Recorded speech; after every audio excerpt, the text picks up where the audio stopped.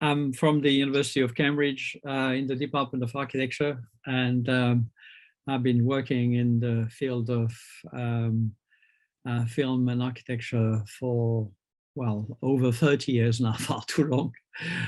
And I've been running workshops like the one we're proposing in Venice for many years. And in fact, last year, I was lucky enough, and I will talk, I will use some of the examples of what we did last year in Venice, part of the Biennale.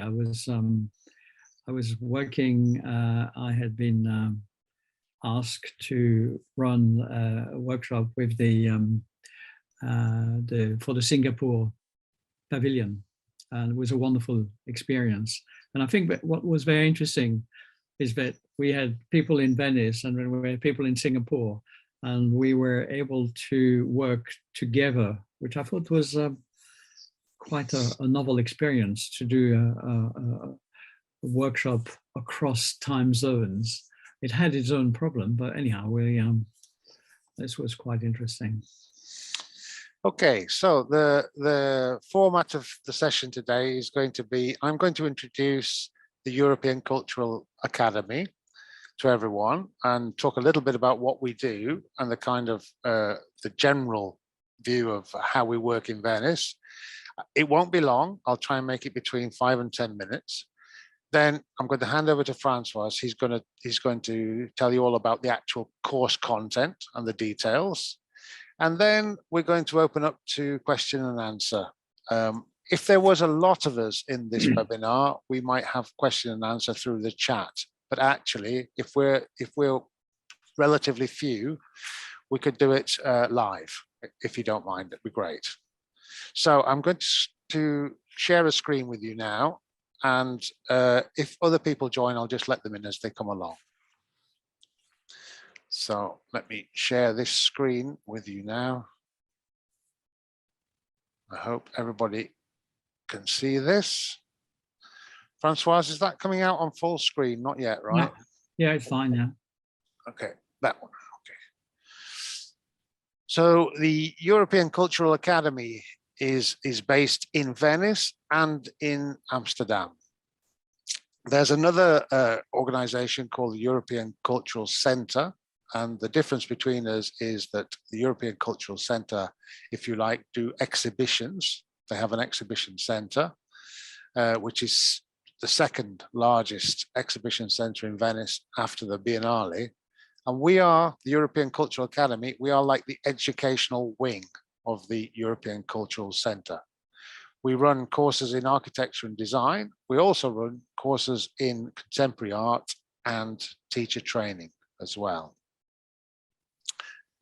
When we run courses with architecture, we normally work with universities from around the world, and we co-design courses and we support the programs. So there's a small list there of University of Melbourne, Oxford, Cambridge, University of London, Tartu, William de Kooning Academy. We have many global partners when we work together to produce the studios.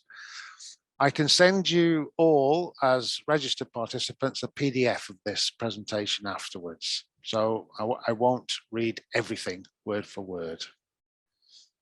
When you're working in Venice with us, you work in patrician palaces on the Grand Canal, generally. Our headquarters is in Palazzo Michele, which is the top left-hand corner of your screen. It's a Gothic and Byzantine palace reformulated under Baroque facade. It's where we have the offices. It's where most lectures take place, and also some practical drawing and design workshops can take place there too. Palazzo Mora, which is in the middle, is the headquarters of the European Cultural Center. It's a big central exhibition space on 4 floors, and it currently has a big fine art exhibition, which is running at the same time as the Biennale, and it also hosts national pavilions. This year, it's Palestine who have a national pavilion within it. We also use Palazzo Bembo, which is on the top right, which is on the Grand Canal. There's a big collective exhibition there at the moment from Africa.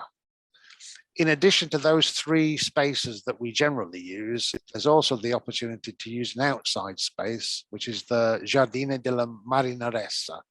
And you can see at the bottom a prototype for a Zaha Hadid bridge that she built a couple of years ago.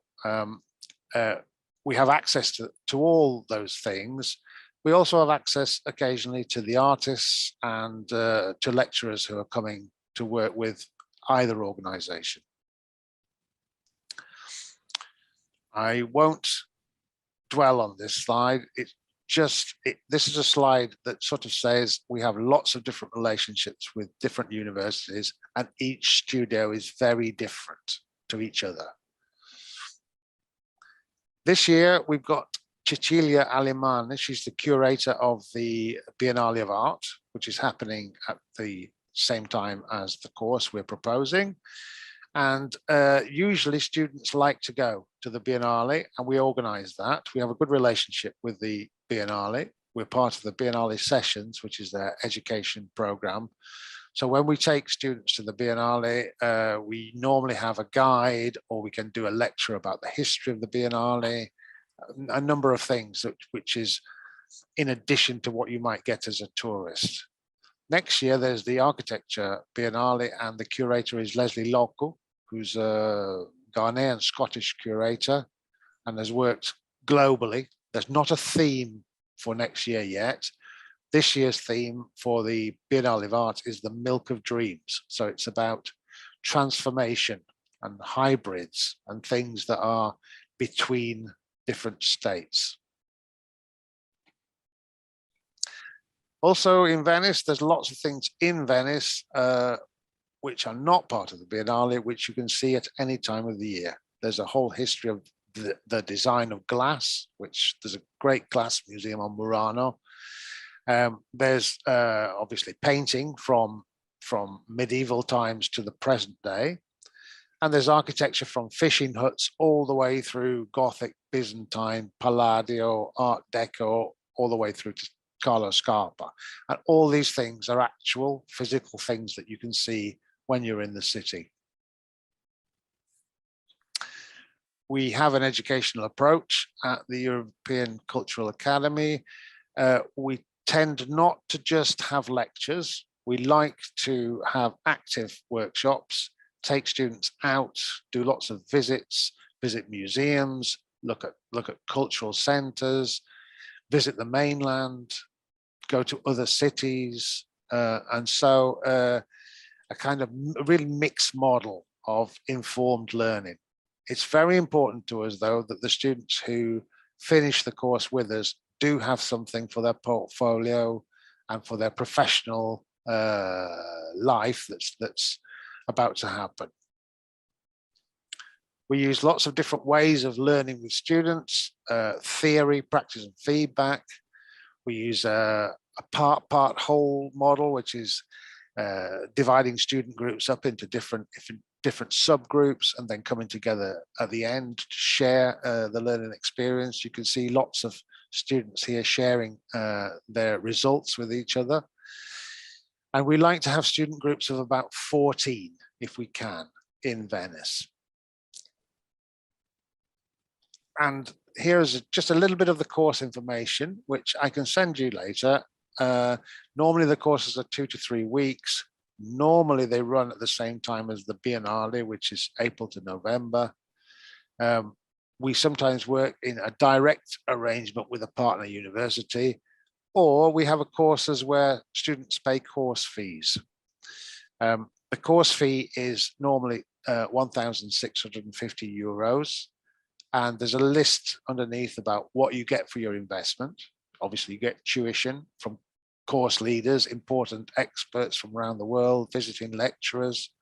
You get self-directed study time within Venice, a dedicated studio, which you can use for drawing or working on your laptop, professional portfolio development, assessment, feedback, and credits, if they're awarded. a chance to work with some international students. Normally we have more than one course running together. So there's usually an opportunity to share learning with another university, with another group of students, and to work with them. It's very important. A fully equipped studio in the Venetian Palace, and that is the palace on the right-hand side. Some guided visits to the Biennale of Arts, architecture, tickets to museums, places of interest, social evenings, exhibitions, etc. What's not included in the course fees are flights, accommodation, and food. So those are extra to the course. What's really important for us is supporting the course in any way that we can, because we have expertise in Venice. So we will support students with visas, with their visa applications. We'll support students that are looking for accommodation or flights, travel costs. We'll write letters to embassies. We'll generally support the whole the package that's put together. And the design brief, i.e. the content of the course, which is what François is about to talk about, is the most important thing to us. It's really important that the courses are a very high professional level. I won't linger on that slide. And I'm always here, so if you need to get in touch with any questions whatsoever that don't come up as part of this webinar, or you forget to ask, or you think of it later, you can just email me directly at that email address that's on the slide there, alan@europeanculturalacademy.com, and I'll try and answer any questions you have. Okay, so that's just a general overview of the European Cultural Academy. And when we come to the questions at the end, if you have questions about the European Cultural Academy, I'll take those questions. If you have questions about the course, François will take the questions about the course. So I'm going to stop sharing now and pass over to François, I think. Okay, thank you, Alan. Thank you.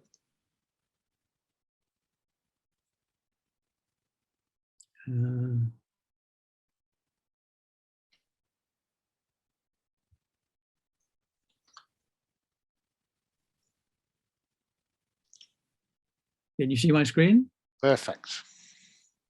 Okay, so basically what I'll do, and I'll do that very quickly, and take you through potentially what the course could be.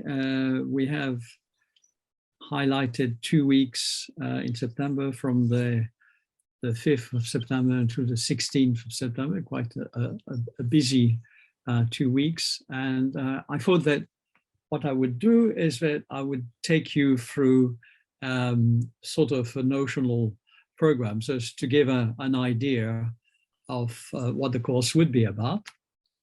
So you've seen on the flyer that we would start with trying to understand Venice for the movies, Venice for films, and how movies express characteristic of Venice through structured dramatic narrative. So it's very much by definition, it's a human-centric approach to architecture and cities. So it's if planning and urbanism could be seen as top-down, this is very much the sort of a bottom-up approach, a complementary approach to all the Venice guides, all the numerous history of art volumes, of which there are many. So it's sort of a complementary to all this material which exists already on Venice. And I think very importantly, this is a transferable skill which can be applied to any city. So if we look at Venice, the movie, the very first shot of Venice is by Alexandre Promio, who was working with the Lumiere brothers. This is 1896, so quite a long time ago.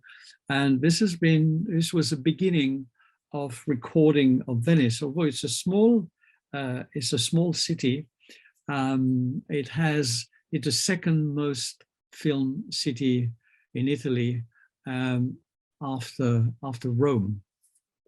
So there's about 12, according to the IMDb website, there's about 1,200 films, fiction films, part of fiction film, not entirely shot in Venice, but partly shot in Venice.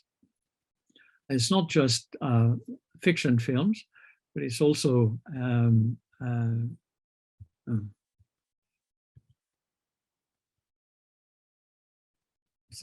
yes, it's also amateur films. There's a great many amateur films which has been made in Venice, but interestingly, they almost invariably they are of the Piazza San Marco or people in gondola. So they're not actually all that interesting. But if you ask people, I don't know if any of you have watched any films about Venice, but most people would mention, especially architects, would mention at least one, which is a film by Nicholas Roeg with Julie Christie and Donald Sutherland called Don't Look Now.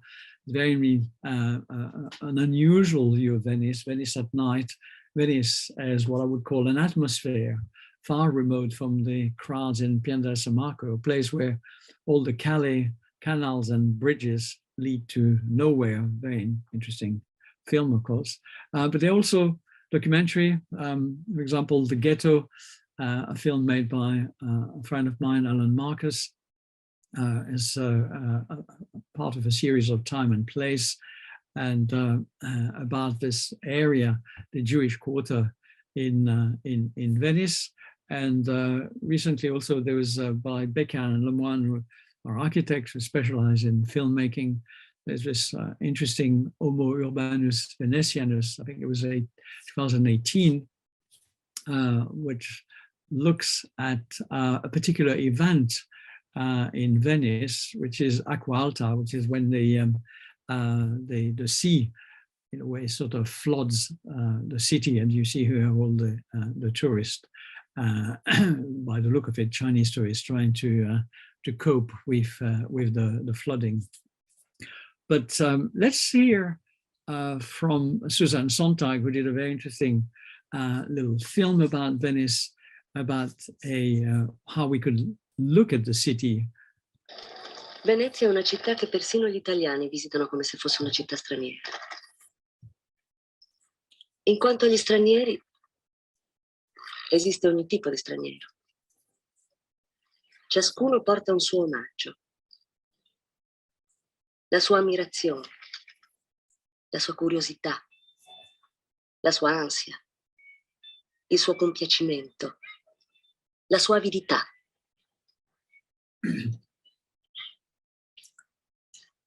Il desiderio di essere a Venezia, il desiderio di essere stato a Venezia.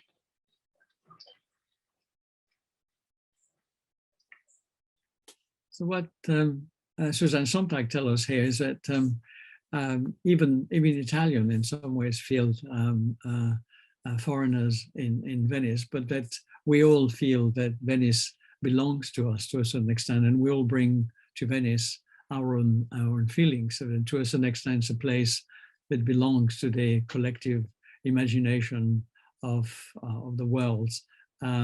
So a place which in some ways transcends time and space, certainly a very special place. She also makes the point later on in the film that there is a special kind of tourist attracted above all to Venice, the melancholy tourist. For that reason, a special tourist predestined to Venice. Venice is a capital of melancholy. And if I can think of a film which translates that idea of melancholy, it would probably be Death in Venice, which the film that most people would have seen, Luchino Visconti, 1971. And that we know that the broader horizon of the sea support the mood of melancholy, both in film but also in urbanism. And here is Aschenbach, played by Dick Bogart, who is sort of slumped on the armchair, on the deck chair, and he's sort of in the final breath of his life. He's dying, and he's sort of, there's that sort of paradigm of in terms of melancholy, as that the we know that the edge of the sea, the boat disappears, the sun sets down. There's a sort of feeling of potentially a feeling of death coming through, and this is quite the case here. This is the young man that Aschenbach fell in love, Tadji. And this is his lasting vision as he died, possibly of melancholia. There's also the wonderful Mahler's Fifth Symphony in the background, absolutely romantic, which heightened the feeling, this feeling of melancholia. But of course, a great many films are basically about romance, and this is sort of a small collection of it. And if you visit Venice, you know, as a couple, being on the gondola is a wonderful thing. Like we saw Bruce Willis, but it's also not necessarily a place where in fact a place which can undo couples. Indeed, the contrast of Venice beauty with one's feeling perhaps of despair can be fatal, especially if all around you you see people who are having so much fun. In here we can see the it's a very interesting film, 1955, so it's quite an old film, but wonderful photography by David Lean in summertime. Catherine Hepburn's first time visiting Venice, and he uses here the wonderful architecture of across Venice. There's an island called Giudecca, and this is a Renatore church by Palladio, which essentially David Lean uses that to shows that she has extraordinary feeling, which are being matched and heightened by the Palladian architecture. This is what I would call a form of spatially organized narrative, where the architecture and the city plays a very important role, and can only be assured that the filmmaker would have framed this extraordinarily carefully, including the little branches which are coming down into the water, so nothing would have been left to chance. So if we think of the characterization of Venice in the movie, unsurprisingly, the overall picture, my assessment of it is quite different from other cities. While, for example, London emerges as the archetype of the modern civic dystopian city, Venice, most Venice films can't resist its picture postcard prettiness. This is why so many foreign films are made in Venice or have scenes set in Venice. It's often been suggested that places are glorified by the presence of film star, but in my view, it doesn't apply to Venice. On the contrary, and if you can bear it, it's a very bad film, which how Bruce Willis and Michelle Pfeiffer in The Story of Us are in fact dwarfed by Venice, magnificent. And if you can't compete with Venice, you can call on James Bond, of course, played by Daniel Craig in Casino Royale, who engineers destruction, spectacular collapse of Palazzo Morosini in the Canal Grande. Hopefully, I would have left untouched the Palazzo Michele, where the ECA has currently stands. But I think some of the most interesting films are what I call insider movies. And there's a film by Andrea Segre, which is issued last year, and he lives not far from Venice. His film is called Welcome Venice, what I call an insider movie, which is very much reflecting on what to do with houses in Venice. The pressure being that there are people like, there are three brothers, one of them died during the course of the film, and the two brothers have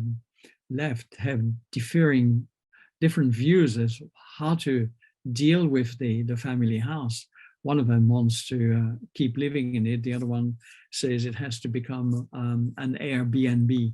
So it's reflecting really on modern Venice and what to do with the architecture and the urbanism, whether Venice becomes in a way a museum or is it still a living place. And I think here in this case we would hope to have a conversation with Andrea Segre and screen his film. There's currently an outdoor cinema being built, and this is one of the films that we could screen and have potentially a public conversation about some of the issues brought about by Welcome Venice with Andrea Segre. From continuity editing to montage is simply that at the end of the the first part of the first week, we would move away from fiction films. We're not going to make fiction films. The course is not a filmmaking course, but we move away from this idea of illusion of continuous action, which is continuity editing, and we move on to montage, which is a different form, a different family of screen language. It's assembly of shots, but doesn't necessarily seek to create an illusion of continuous action, which is used in city symphonies, which I will mention in a minute. We'll talk. So one of the important aspects is observational cinema. The French poet Paul Éluard talks about voir, c'est comprendre, which means that to see is to understand. We can sometimes to see for real rather than just look and not see. And this is so I will use some of the little clips we've made in Venice. They're very short clips. We put the camera in various places in the city, and then we analyze it afterwards. So here's a particular example, which we did last year. It's very short. So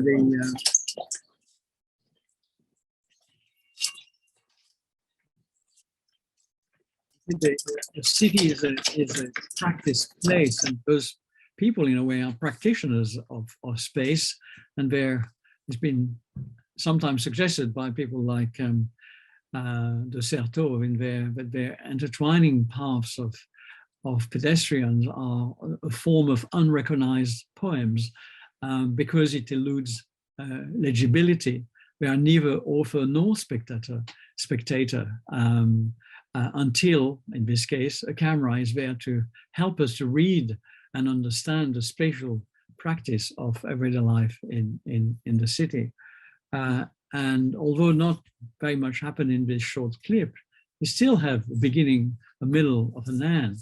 This man arrives, this is the beginning, and then there's the boy, and then the woman on the left, and then she leaves. So this is the end. So it's a sort of, clearly it's not a great drama, but we can see that this is now also a place where this is early in the morning. These people are clearly Venetian.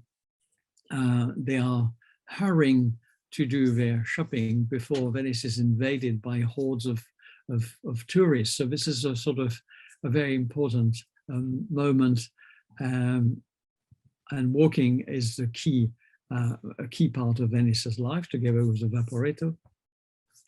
The Calais is shot straight on, a la Wes Anderson. It's becoming now a place of expectation because we know that more actors are about to come through in a few seconds. It tells us that in a way, a film like that, the city is like a theater of everyday life, if only we can recognize it.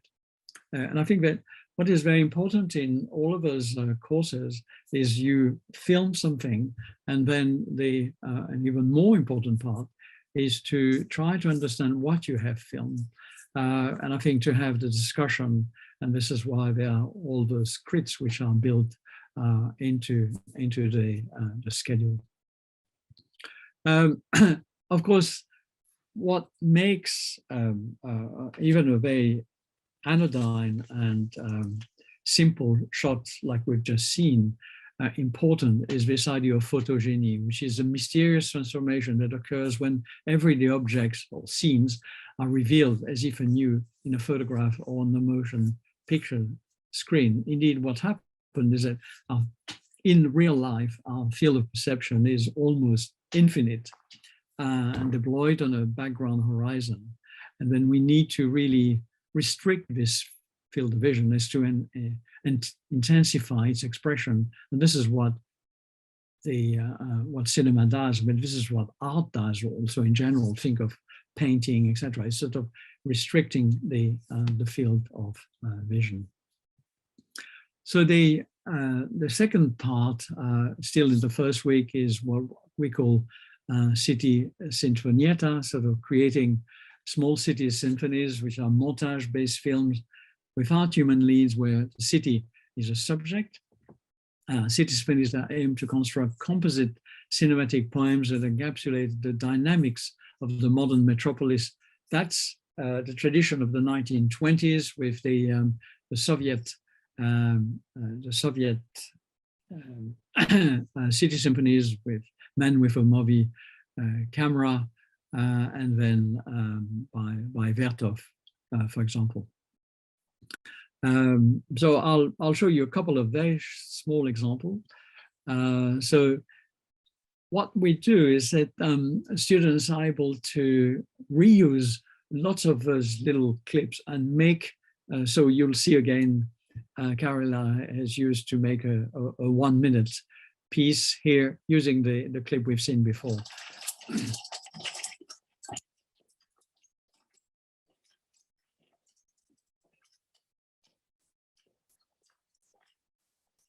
Again, we have this theme of the shopping trolley on wheels. We see that again the same scene, which is now integrated in a larger piece. And the piece is essentially about the shopping trolley. So this is a montage, a form of montage, which is organized around this idea of wheeling something around. So each shot is built in that fashion and assembled in a way.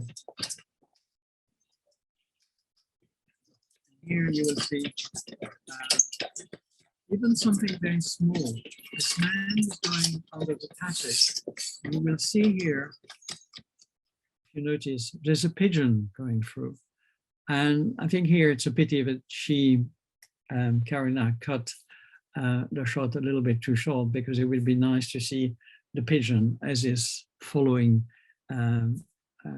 following the man. And what's happening in all those little observation films is that unwittingly you see things that you would only notice afterwards by analyzing the screen and what you have done, like in this case, the pigeon, which in fact I only noticed recently.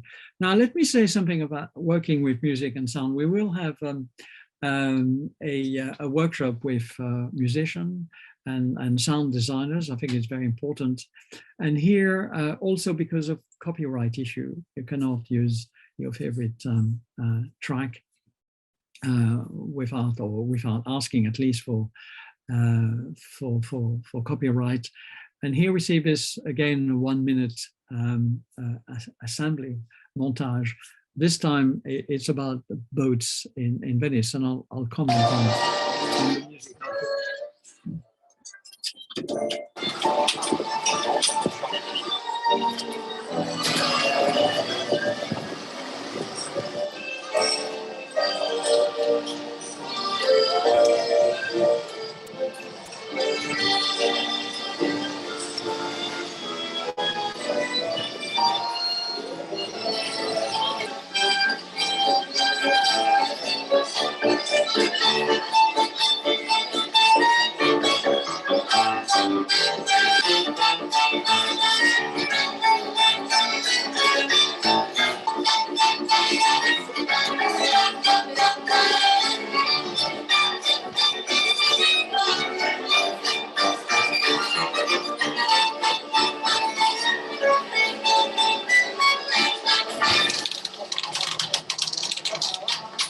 so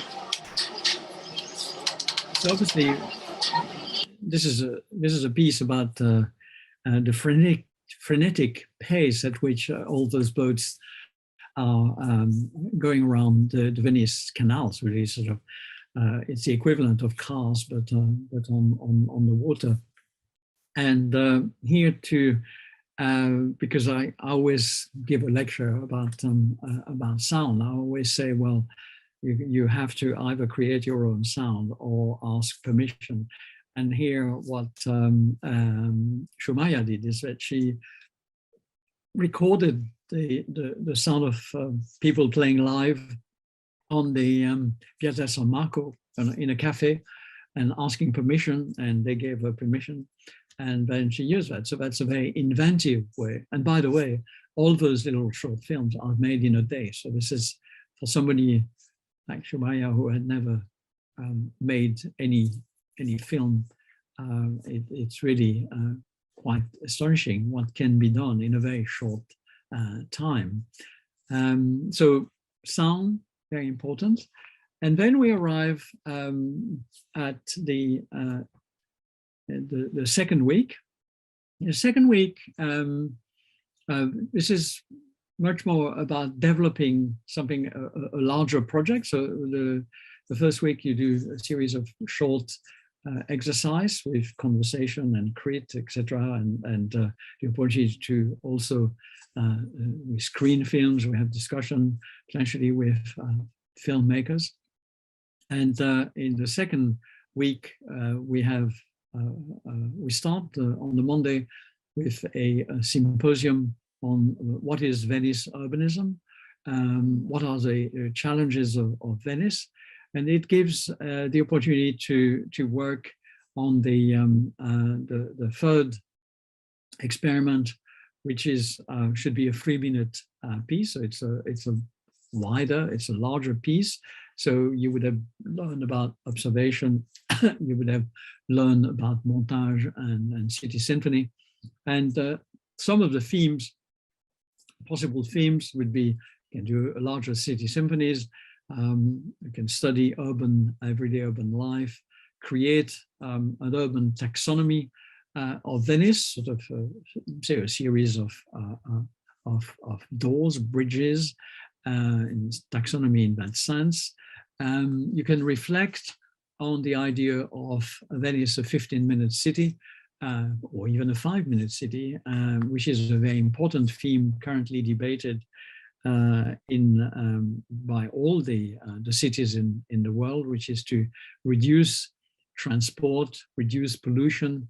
I think Venice potentially is a very interesting model for that. I mean, that became quite famous about in Paris when the Paris mayor, Anne Hidalgo, made that central to her re-election pitch 2 years ago. People started to reflect at the city in a different way. Because they had the experience of the lockdown, they've rediscovered the neighborhood. This would be part of cinema as a form of urban modeling. You can, of course, this idea of creative geographies, you can create a new geography of the city by taking clips in many different parts. And then we can reflect on this idea of local versus global. So this is the last part, and this is us last summer in Venice at the Biennale. It was a small group in Venice had just been unlocked from the lockdown, so not many people could come. But then we had this very interesting experience of working with colleagues in Singapore. So we constantly had this sort of Zoom and joint crit between Venice and Singapore. And this is the students in Singapore. There was a group of 10. So altogether we had about 15 people. The challenge, of course, was to find times where we could all speak to each other. And I'll just show you a piece that we did, because at the end, using the material which was shot in the previous exercises, we asked students both in Venice and Singapore to work in teams to create a new form of city symphony. made up from shots from both cities. So the last exercise asked to reflect on the art of future living, which I say that in the age of globalization, pushing to the limit this idea of creative geography across the globe, and to imagine new spaces in which we might live together, however remotely. So this theme of how we might live together was, of course, last year was the theme of the Biennale. So we were reflecting on that. So I'll play that. It's very short again.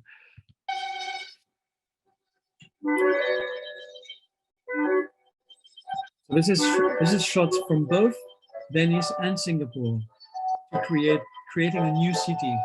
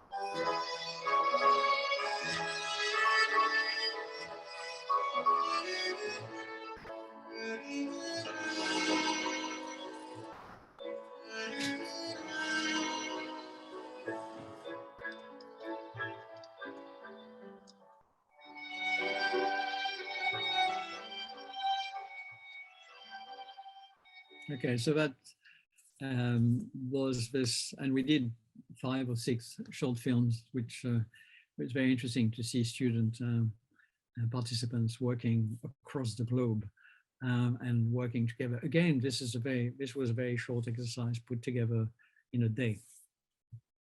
Okay, so this is the end of my little presentation. Thank you for listening and watching. I will now stop sharing, and if you wish, we can have a conversation, or I'm happy to take questions. I think as we're just a few of us, if you want to ask a question, please unmute yourself and ask it live.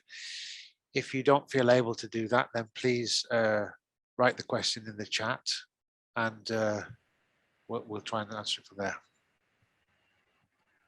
Hello, sir. Can you hear me? We can hear you fine.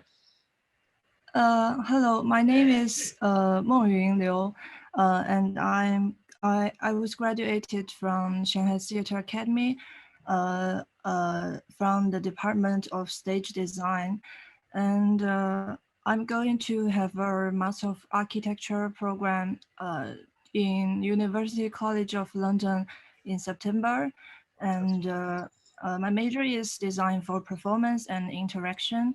So I would like to ask, because I'm not a student that from an architecture background until now, so I would like to ask, do I have to be very professional in the field of architecture to join these courses, or I don't have to? No, you don't have to.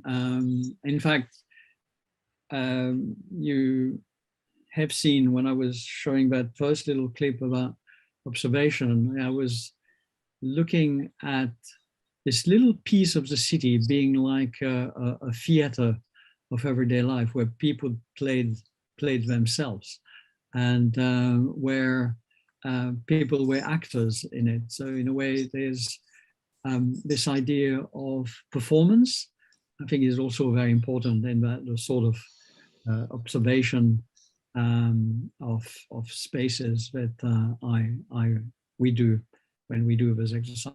And I think that I don't know if what flyer you've seen, probably many of them, but it does show that this is open to students and participants in many different disciplines: architecture, urbanism, ethnography, film, media, theater, etc. So it's the interesting thing here is that I think the interdisciplinarity is key to have an interesting group of people.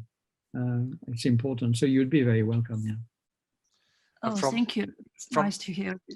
Yeah. From the European Cultural Academy point of view, some of our courses are really focused, and you do need to have a background in certain things.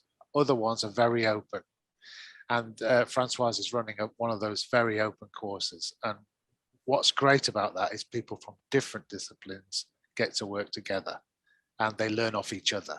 So that's good from our point of view too. Thank you for the question. Really great.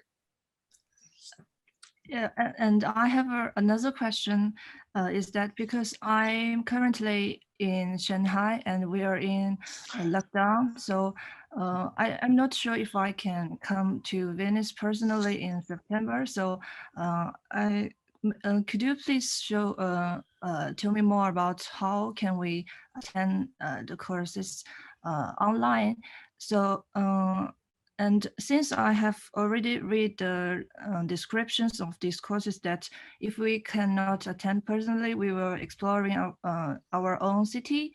So how does it work? Can you share some details? I can. Yeah. I'll take it first, Françoise, and then pass it over to you. From our point of view, we are considering the idea of blended learning situation where some students are in Venice and some students are able to explore the same themes, but where they are in their own city. I have to say that we don't know about Shanghai in the future. We don't know when the lockdown will finish, when people will be able to travel. And from the experience in Italy last year, we were also in lockdown, quite a strict lockdown, until a certain point, and then suddenly we opened again, and everything became possible. Obviously, we can't have everybody online from our point of view, because there's no point in being in Venice. But if we could have a blended situation, that would be great. What you're saying, though, about moving over to UCL might fit for you. You might be able to stop off in Venice before the UCL course starts, because they normally start late September. But I don't know. Françoise, what do you think? No, I think it's a concern. It's a good question. I know the situation in China. I currently have 3 Chinese PhD students. And last year, I did a whole workshop of the same sort of nature that I discussed today, where I was in Cambridge, and all the students were actually in Nanjing. And this was very successful. But the current situation with Shanghai is quite different, because as I understand it, at the moment, you would not be able to go and film in the city. Which is, yeah. So I think that unless you film outside your window, and I think you might be even discouraged to open your window, you may find it very difficult to do the course. So I think in that sense, if Shanghai is still in lockdown and you are in Shanghai, you can't do the course. So the only way in this case would be what Alan suggests, which is basically leave China, leave Shanghai, and come to Venice en route to England, in any case, if you are going to do this course in the UK. I think we won't be able to answer that question fully until we see how the situation develops. So you know, we'll just have to see how it unfolds, the situation. And because Francois's course is in September, we have some time, to try and work that out. If we keep in contact, we can try our best to make something work. Yeah, I think things will be better in September, different from now. Yeah. Well, I hope for people of Shanghai as well. Yes. Yeah. Yeah. Our sympathies to the people of Shanghai right now. Mm. Yeah. Any other questions?